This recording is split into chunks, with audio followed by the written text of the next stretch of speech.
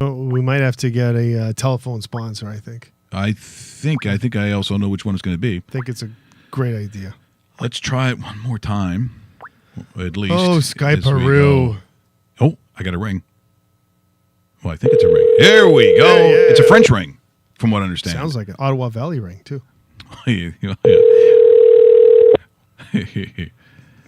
Hello? I am looking for Grant McCagg. It's Mike Richards from rawmikeRichards.com. Hey, Mike. Hey. Glad we finally hooked up. Well, hey, and this was our second attempt, too. Skype isn't exactly... If I'm a scout right now on telephone, Skype ain't making the team. Let me just tell you. Hey, it's finally great to get a hold of you.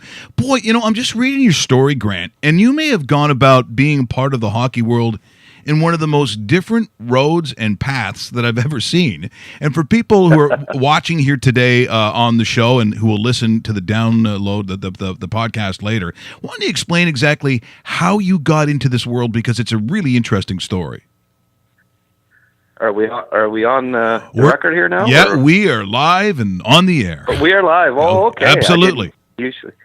Usually there's a warning. No, Yeah. It's all good. Yeah, it's called Raw Mike Richards, so literally you can say anything you want and anything goes. You're good here. Yeah. Well, Mike. I mean, you don't normally see a guy that's a journalism graduate become a scout, and but I mean, I've always been a huge fan of the draft since, I think, as it says in the story, since Guy Lafleur was first overall by the Habs when Sam Pollock made that deal there to steal the first overall pick from California Golden Seals. So, I mean, I go back, I go back a fair piece as far as being a draftnik, as they call it. I mean, I always followed the draft and, was a big Habs fan growing up. And, when I got into journalism, I eventually, I got publishing newspapers, and I kind of saw with the advent of the internet that things were kind of going away from, the print publishing was kind of dying or going to die. So my last few years, I kind of said, well, if I'm gonna die with this here as a publisher, maybe I should at least be covering hockey, my true passion. So I started publishing hockey magazines and newspapers, and got to know. Fortunately, I'm from a small town that has a rich history of scouts and GMs, with Brian Murray, the late Brian Murray, having being from Shawville, and I got to know two of his nephews, Timmy Murray and Todd Hardy, who were scouting for him, and picked their brains all the time, and got to know them really well, and got to know what to look for in a hockey player. I think I really got mentored by those guys in a lot of ways. I was so passionate about it, and they like to have a few brews, and I like to have a few brews, and we'd meet at the Shawville pubs there, and talk hockey late into the night, and I like to think that really, helped sculpt my what to look for in a prospect and stuff. And I'd always post on message boards like Hockey's Future, and the publisher of McKean's got to read my stuff and thought, this guy seems to either knows what he's talking about, or he knows people that know what they're talking about. Well, he contacted me, and that's pretty impressive. Yeah. So really, what you're talking about is your evaluation at this point as an amateur in this field. You're not getting paid per se as a scout, but they're taking a look at your evaluation just by reading on the internet, and they're so impressed that it catches their attention. Yeah, that's right. I mean, I went to games. I mean, like people ask me all the time, how do you get into scouting? Well, the best way is to, do the legwork, go to games, talk to people.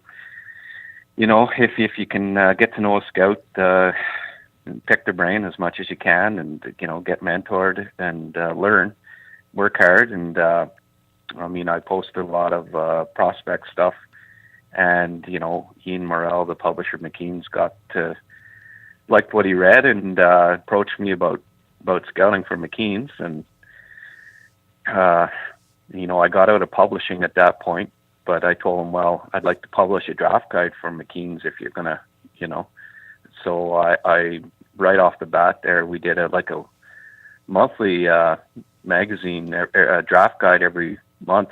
And then, at the end of the season, did that the first year, but it was a lot of work and not a huge return. We only did a draft guide yearly after that, but it was a good experience. And I got to know Trevor Timmins through McKean's. Actually, it was kind of funny. I was walking into the rookie tournament in Ottawa, and I ran into Gauthier, Timmins, and Gainey. They were all standing out beside the car having a chat. And I walked past. I wasn't going to talk to them. I mean, they don't know me, right? But I said, to my friend, I said, just go ahead in. I'm going to go talk to these guys. And I handed them a hockey newspaper that I was publishing at the time. Sorry, that was before McKean's. I guess when I first met Trevor, I was still doing a hockey publication. But that's when I had first touched base with Trevor. And then when I got working with McKean's, I kept in touch with Trevor, and he liked what he saw and heard from me as far as prospects go. I mean, I'd go see a guy and, sometimes change his mind on him from what his scouts were saying and stuff. And he ended up hiring me part-time with the Habs when Bob Gainey was there. So I got a couple of years in with the Habs as a part-time scout before Gainey left, and Gauthier came in and kind of he was real tight with the budget, and he got rid of 2 or 3 scouting positions, including my part-time one, just because of budgetary things. And so I went back to McKean's and worked with them for a few years, and then finally last year I decided, well, I want to start my own scouting website up. And, I have enough contacts, I have enough experience, enough knowledge and enough contacts and reputation that, hopefully it can work. And it went pretty well. And then this summer, Brian Wilde became available after he was let go by CTV.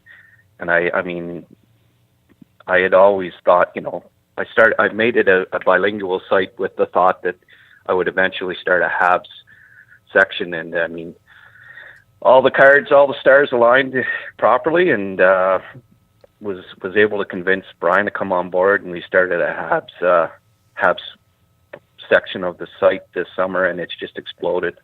Yeah, I believe it, and Brian's the right guy to have. Great to talk to you, Grant. David Bastel here. I wanted to kind of get an evaluation of some of the guys you've seen in the last number of years that I guess are going to be deemed Calder worthy this year. And I guess at the top of the list, we hear a pretty good little player out of Arizona named Clayton Keller that seems to be one of the odds-on favorites to hoist the trophy at the end of the year. The thing about this year's or at least it appears right now, this year's rookie crop is there's not that Matthews or McDavid or Eichel or Laine or guys that are going to just stand out and kind of run away with it, or at least they appear. It appears to be that direction. Who are you looking at, and who should we be looking at as hockey viewers about the first-year kids that are going to make a pretty nice impact in their first National Hockey League season? Well, that's something I always find that's pretty unpredictable. It seems like you make a list. I did it with McKean's for a few years where, these are rookie candidates, and then ends up being about the 20th guy in your list that ends up, breaking out. It's, they're all at different stages in their development, and there always seems to be surprises. Like, Gus Asper is a good example in Philadelphia. Who would have predicted that he would have his the season that he had to start?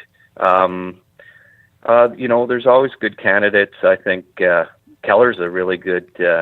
I think he he's more ready than Dylan Strome, for instance, in Arizona, and I think he'll get a top 2 center spot. And certainly, for my money, I think he's such a talented kid. He'll get power play time. He'll get top 2 time, I think, and he'll certainly be in the running. For me, Kyle Connor out of in Winnipeg, I think is going to, from what I've heard, from my inside guys with the Jets, that they're going to keep him up all year and, let him work through any warts there might be defensively. He made the team out of camp last year, but he wasn't quite ready. But his rookie year in the NCAA, he should have won the Hobey Baker Award. He was amazing. Yep. And then last year he had close to a goal every second game in the AHL as a 19, 20-year-old. So, he's only shown the offense, whatever league that he goes into in his first season, he adapts quickly. And I have a feeling that he'll get a top 6 role certainly before the end of the season in Winnipeg. And they have such a deep top 6 and promising top 6 that I think he could end up. I think he'll be in the running. He's a really good bet for me to be in the running for the Calder. Yeah, he's on my list. Yeah, hold on. You realize that Dave's from Winnipeg. Is that just sucking up, Grant? Because I gotta throw a flag. Well, no wonder he's on his list then. Yeah, I was gonna say you're reading it here, man. I have, and then I also have down like we saw in Columbus for defensemen last year, and what they did as far as surprise. It would not surprise me if a Thomas Chabot in Ottawa actually makes a mark and does something, considering how prevalent he was in the World Junior and the impact. I personally think that a Thomas Chabot might have even been able to fit into the Sens lineup during their playoff run that nobody expected to go to the conference final, and he probably would have fared pretty well for himself too, considering the player that he is. Yeah, Chabot's got great skating skills and offensive skills for sure. I think he still probably needs a little bit of muscle and work on his defensive game before he's a 20-25 minute a game NHL guy. If you watch the Memorial Cup, he wasn't against the top junior teams in a really intense battle there. He was at best average, I thought. So I'm not sure that he's quite ready yet. 20-year-old defenseman, it's a heck of an adjustment at the NHL level. Like even Provorov didn't win the Calder last year, and I think Provorov's a better defenseman than Chabot, all around. I'm not, entirely convinced that Chabot's going to be a great defensive defenseman, but certainly, the offensive skills are going to be there as far as he's a great skater and a lot of natural talent. I don't think he's going to be in the running for the Calder, but certainly wouldn't shock me if he ended up being a good candidate. We're in conversation with Grant McCagg here on rawmike.richards.com. He, of course, explaining in depth and great detail, some of the amateur scouting, as he does have his site, recruits.ca, and, of course, worked from the Habs from 2008, 2010. Grant, I'm just curious, just how that business has changed. It must have changed so drastically. I'm sure there was a time years ago where you could maybe find a guy in Europe that no one else knew about. Maybe you could find that phenom that is somewhere in the States that was unheard of because there was no film or tape on the guy. Maybe the place was just too small. And in this day and age, obviously with the advent of the internet, you got to think that trying to find someone that someone else doesn't have an eye on, it's got to be literally impossible, which is why I'm still so, I go back to, the Datsuk and Sederberg draft with what Detroit did. How did they do it, Grant? How did they find, at 133, how did Jim Devellano, for instance, how did this happen? Was it just the fact that, these Russian kids, weren't as heavily scouted? Was it technology? How did they get a beat on these guys when everyone else obviously completely missed the boat? Well, it's not like they were second-round picks, so they didn't think they were going to be as good as they were either, right? So, they got them late. There probably would have been another team that picked them in the 7th or 8th round too. Just, it happened to be Detroit that lucked out. They had a great European scout, obviously, and he picked a few gems. They got Lidstrom too from Sweden. Don't forget Zetterberg and Lidstrom with their scouting staff that was in Sweden. So obviously, I think kudos have to go out to their Swedish scouts at the time. Certainly, in the case of Zetterberg, and with Datsuk, I mean, it was a late pick, so it's not like they knew anything that nobody else did, or they'd have picked them in the first round. So I mean, it's a bit of a luck of the draw that. Like, all it takes is having one guy on your list ahead of him. Like, there could have been 10 teams that had Zetterberg ranked as a 4th rounder, but all you need is one guy ahead of him on your list to pick somebody else. And you always see guys drop that make you scratch your head, that, geez, I thought he should have been a 3rd or 4th round pick, and he goes in the 7th. So it's, I mean, when you're scouting 17-year-olds, it's such a crapshoot, you really, you can't, I mean, that's part of the fun of it. There's no way you can predict what these kids are going to look like in 5 years, in a lot of instances, especially after you get through the top 60 or so. And, that's part of the fun of it for me is, it's just such a mystery and, so much intrigue. Who did you have at number 1 this year between, Nolan Patrick and Nico Hischier? Pardon me? Who did you have at number 1? I have? Yeah. I had Hischier number 1 from probably November on. I was the first person to rank him ahead of Patrick. I loved the kid. There was a weekend in November, the Remembrance Day weekend, where he had 9 points in 2 games. On 2 games in Halifax, where he was just on a different level. And it was at that point that I said, this kid's the best prospect, I think, in this draft.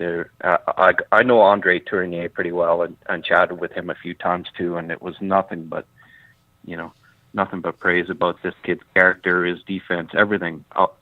Just a can't miss top 2 centerman. And Patrick, I was a little disappointed in this past year. I thought you'd like to see players improving, and unfortunately, with his injury, it was you had to factor that in, but you also couldn't ignore it, I didn't think. And at the end of the day,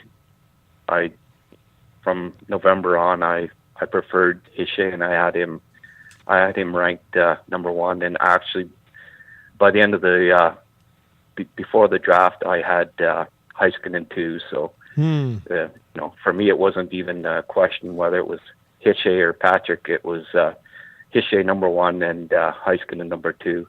Patrick ended up being my 3rd ranked prospect. Hey, Grant, thanks so much for joining us here this morning. Really appreciate the time. Interesting stuff. And again, as in a lot of sports, but anyone who thinks that a guy is a blue chip, anyone that's that 5-star athlete in any sport that's going to go from one level to the other and be a bona fide star, as you know, it's really difficult. There's no exact science to it. I mean, I guess there are trends. Sometimes there's a lineage to a player, that whether it's parents, a brother, I guess it can lend itself to saying that there's going to be something substantial. But the reality is, even though, let's say, a Willie Nylander has all the right DNA to do what he's going to do, there's no guarantee that in the show it's going to happen for them. Exactly right. Grant, you take care, and hopefully we'll get a chance to talk to you again sometime. Thanks, guys. Grant McCagg, former NHL amateur scout who now has his site recruits.ca, joining us here this morning. What? Did we just become best friends? Yep.